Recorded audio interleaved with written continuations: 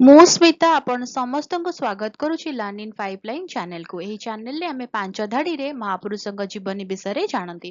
ଯେତେବେଳେ ପାଞ୍ଚ ଧାଡିରେ ଜାଣନ୍ତି ଅଧିକା ଜାଣିବାକୁ ଇଚ୍ଛା ହୁଏ। ଯଦି ଅଧିକା ଜାଣିବାକୁ ଇଚ୍ଛା ଅଛି କମେଣ୍ଟରେ ଜଣେଇବେ। ଆମେ କଣ କରିବା ନା 10 ଧାଡି 15 ଧାଡି ବା ଲମ୍ବା ଏସେ ମହାପୁରୁଷଙ୍କ ବିଷୟରେ ନେଇକି ଆସିବା। ତାହେଲେ ଆଜିର ଭିଡିଓରେ ଆମେ ଜାଣିବା ଆଉ ଜଣେ ମହାପୁରୁଷଙ୍କ ଜୀବନୀ ମାତ୍ର 5 ଧାଡିରେ।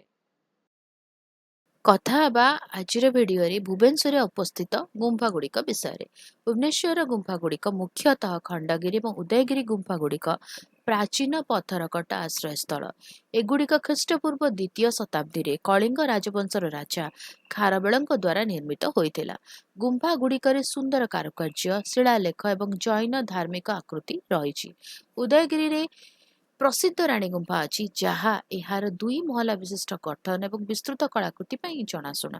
ଏହି ଗୁମ୍ଫାଗୁଡ଼ିକ ଗୁରୁତ୍ୱପୂର୍ଣ୍ଣ ଐତିହାସିକ ସ୍ଥାନ, ଯାହା ଓଡ଼ିଶାର ସମୃଦ୍ଧ ସାଂସ୍କୃତିକ ଏବଂ ସ୍ଥାପତ୍ୟ ଐତିହ୍ୟକୁ ପ୍ରତିଫଳିତ କରେ।